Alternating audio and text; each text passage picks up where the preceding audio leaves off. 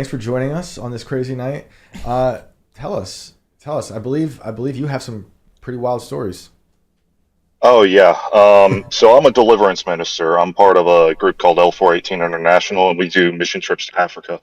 I've only been there a couple of times. The head pastor's been there several other times, but I mean, if you want to talk about casting out demons, we've dealt with just about everything you can think of. Other than, I personally have never seen somebody levitate off the ground, but I've seen, or my pastor's talked about stories where he's an engineer, so he talks about a lady that he was praying for one time when he was early in the ministry that floated off of a table, and he took a piece of paper and went under her, and engineer brain activated, and he went, wow, that's really cool. And then he went, oh no, she's floating off the table, I'm a minister, I have to do something about this.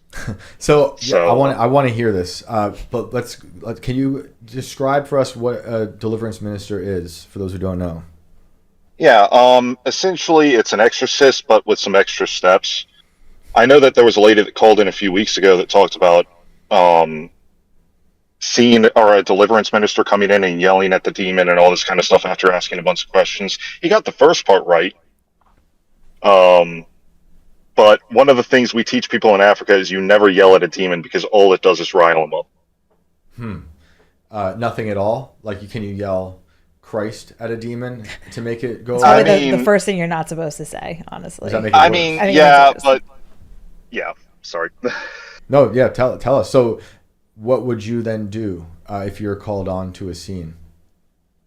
So typically, what we would do is we would schedule a time with them. Most of the people that we have aren't frothing at the mouth or something like that. If that happens, a different mode has to kick in, and you go into what we call spiritual warfare, which is you pray, you ask God what to do, and then you speak in the name of Jesus for the demon to calm down, to bind it, and then to cast it out. So it can vary depending on the situation, but typically what we'll do is we'll find people that are having issues. Say, we've had people have problems getting a job. They can't get a job anywhere. They say that they feel like they're cursed and they've been rejected by everyone, their family, everybody, just their entire life. Hmm. And so we'll sit down and we'll pray for them. And typically we either have, I like to work with either a pastor or a psychologist that knows how to do this stuff. And we'll talk to them about their problems, and we'll go into prayer. And then after we're done with prayer, what we do is we start looking in the spirit. I personally have the gift of discernment.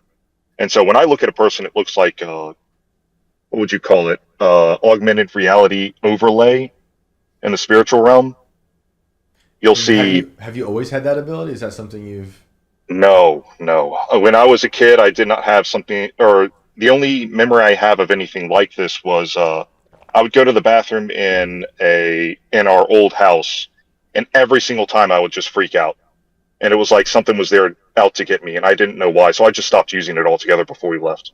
Hmm, I wow. since realized that that was a demon. It was probably a demon of fear or a demon of death, something along those lines that was affecting me.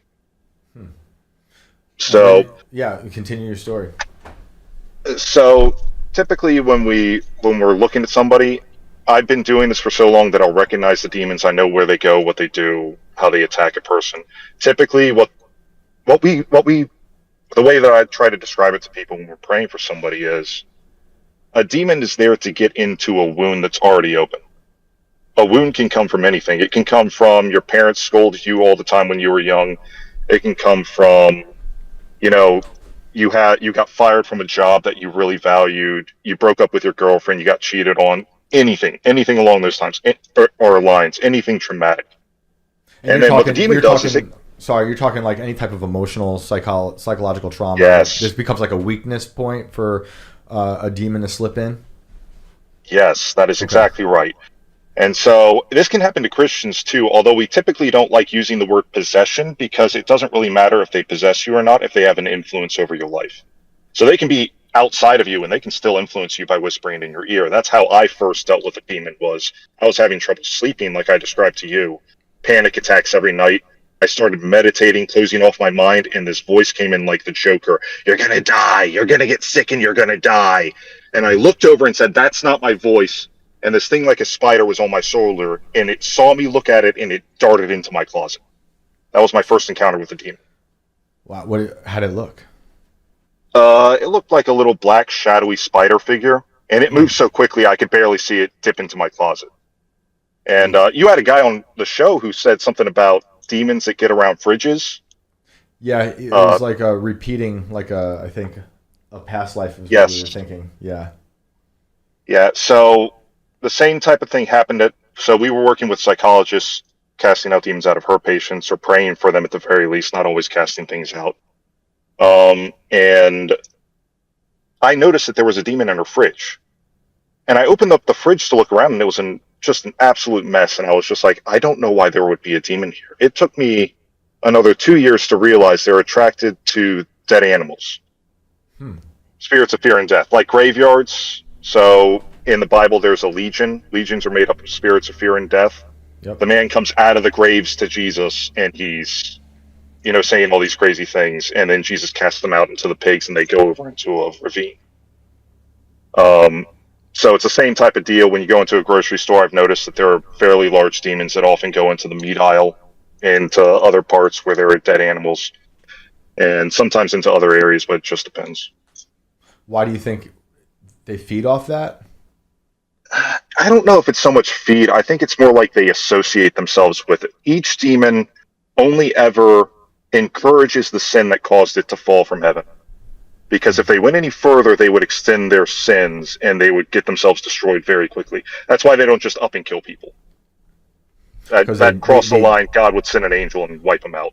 Right. It's like a parasite. They need a host to stay alive to keep having a place to live, but they keep kind of. It's like an army, and they know what their target is at certain individuals, and in certain situations, in certain places, they know they have an advantage. So if you're in a grave, what are you thinking about? Right. Just death. Yeah, death, or you may be afraid of death. Yeah. Yeah. That's crazy. So people are afraid of graves. Yeah. Can you walk us through one of these deliverances that maybe haunts you or something that sticks out in your memory? Oh God, which one do I want? Well, there was one deliverance that we did in Africa, and this one's always stuck in my mind because when I went on this trip, my best friend knew, and I've known him since I was in diapers. His dad is a pastor, and he's the head of our ministry. We didn't know that he did this kind of stuff. He just randomly invited us to Africa one time, and we said, my dad and I prayed about it. We decided that we'd both go. But I decided I was going to be silent. I wasn't going to talk about being able to see demons. I had been dealing with it for 3 or 4 years, but I just wanted to know what was going on from their perspective. Mm-hmm. So I kept my mouth shut the entire trip. We get down to Tanzania. These two bishops pull this guy up, and I still remember it vividly. The guy could barely stand on his 2 feet if you helped him. He had kind of a crippled up hand in both hands, and in one hand he had a little notebook. In the other hand, he had a red pen that he could write with. And so they put him in front of the entire audience. There are about 50 people there, and they say, "Okay, if you're for real, heal him." To our pastor. Right. And so he said, "Get every single minister in here, get them on their feet, bring them to the front, all the pastors, because we're going to teach them what to do." So he brought them all up, and then he said, "First, we're going to pray." He can't speak, by the way. This guy, not only can he not stand, he can't speak. That's why he's got the red pen and the piece of paper. Mm-hmm. So he says, "Get everybody up here. We're going to start praying." So they start praying.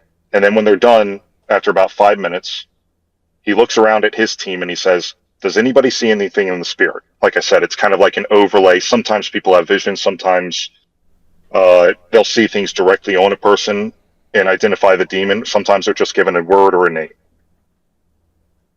In my case, I'm new at this stuff, so I'm looking at the guy like, man, he looks so shadowy in the spirit, I can't even tell. There look like there's some sort of chains on him, but I'm not going to say anything.